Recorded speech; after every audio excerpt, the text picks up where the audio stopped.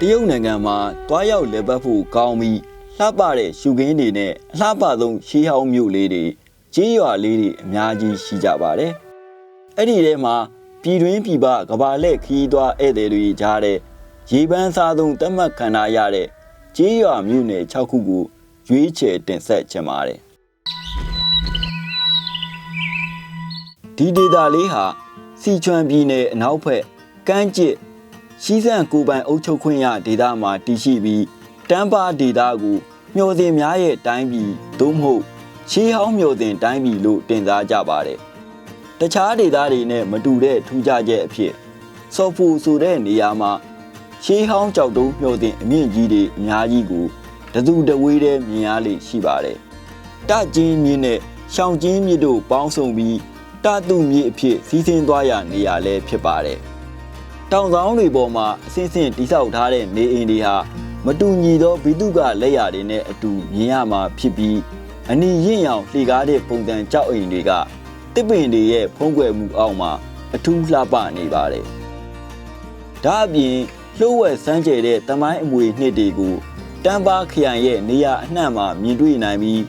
နှစ်ပေါင်း2000မှ3000ဝန်းကျင်ရှိတဲ့ကြောက်သင်းချိုင်းအုပ်ကူတွေနဲ့အတူနှစ်9000တက်တန်းရှိတဲ့လူနေထိုင်မှုအမွေနှစ်နေရာဒေသလည်းဖြစ်ပါတယ်။ဟာနီလှေကားတဲ့စိုက်ခင်းကြီးရွာယူနန်ပြည်နယ်ဟုံဟော်ခရိုင်တရန်ကျဲမြို့နယ်ဟာအိုင်းလောင်တောင်ရဲ့အလဲပခုမှာတည်ရှိပါတယ်။ဟာနီလူမျိုးစုခွဲရီချဲလူမျိုးတို့ရဲ့စုစည်းနေထိုင်ရာဒေသဖြစ်ပြီးအိုင်းလောင်တောင်ရဲ့ထက်ဝက်ခန့်တောင်ကပန်းနေရာတွေဟာဟာနီလူမျိုးနဲ့ရီလူမျိုးတို့နေထိုင်ရာကျေးရွာတွေအများပြားရှိပါတယ်။လွန်ခဲ့တဲ့နှစ်1300ကျော်ကဓမ္မဥချစိုက်ပျိုးခဲ့တဲ့ဟာနီတိုင်းရင်းသားတွေရဲ့စိုက်ခင်းတွေလည်းရှိပါတယ်။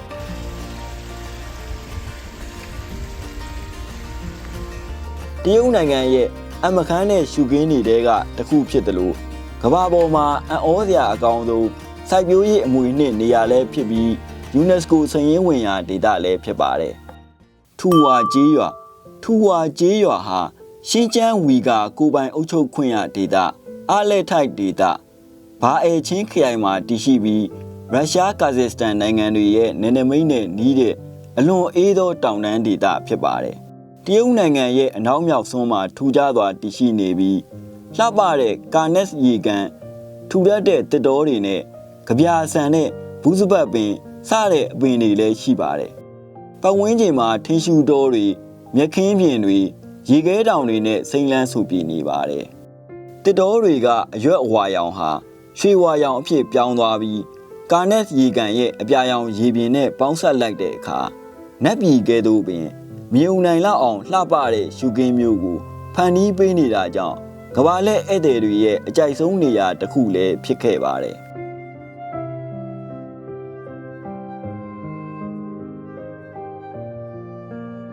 တုံလူမျိုးကြီးရွာကွေကျိုးပြည်နယ်အနောက်ဘက်စွန်းကရွာလေးဖြစ်ပြီးတုံတိုင်းရင်းသားတွေတည်ရှိရာကြီးရွာလည်းဖြစ်ပါတယ်။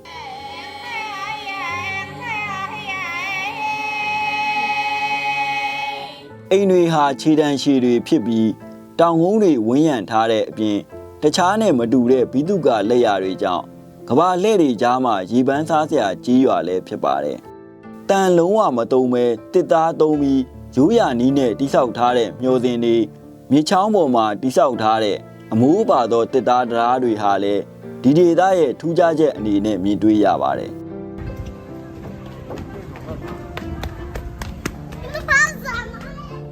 ရိုးရှင်းတဲ့တောတလေးအလှကိုပိုင်ဆိုင်ထားပြီးညဘက်မှာအိမ်တိုင်းမီးဖွင့်ကြတဲ့အခါအလွန်လှပတဲ့ရွှေအိုရောင်မြင်ကွင်းကိုထူးခြားစွာတွေ့ရလေရှိရဲ့ဒေသလည်းဖြစ်ပါတယ်။ဝူယွမ်ခရိုင်ကျန်းရှိပြည်နယ်ကလှပစိမ့်လန်းတဲ့တောင်တန်းတွေကြားမှာတည်ရှိပြီးတရုတ်နိုင်ငံရဲ့အလှပဆုံးကြေးရွာတွေအကြောင်းပြောရင်မဖြစ်မနေထည့်သွင်းရတဲ့နေရာတစ်ခုလည်းဖြစ်ပါတယ်။မင်းနဲ့ချင်းမင်းသက်ခေရဲ့အိမ်တွေဟာ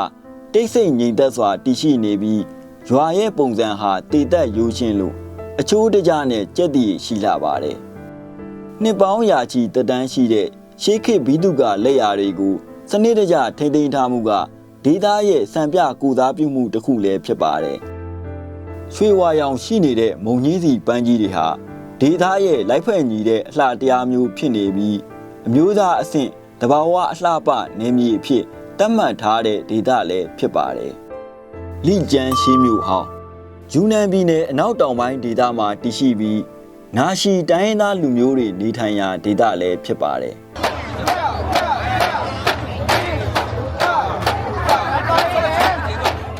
UNESCO စည်ရင်းဝင်ဒေသလည်းဖြစ်ပြီး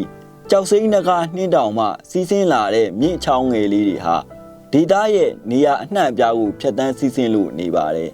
။မြို့အလယ်ဟာမြင့်ချောင်းဓာတ်လေးတွေနဲ့ဝန်းရံထားပြီးရှေးဟောင်းဈေးနေရာလည်းဖြစ်တယ်လို့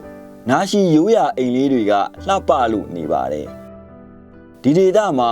ရှီးစက်နဲ့နာရှီတို့ရဲ့ဘိသုကာပုံစံတွေကိုပေါင်းစပ်ထားတဲ့ထူးခြားမှုကိုတွေ့ကြရပြီးတုံးပါစာလို့ခေါ်တဲ့ရုပ်ပုံစလုံးတွေနဲ့ရှေးဟောင်းဂီတတွေကိုထိမ့်သိမ်းထားတာကြောင့်လဲရည်ကြီးမှုအရအလွန်အရေးပါတဲ့ဒေသလည်းဖြစ်တယ်လို့ကမ္ဘာလှည့်ခရီးသွားတွေကြားမှာစိတ်ဝင်စားစရာဖြစ်လို့နေပါတော့တယ်။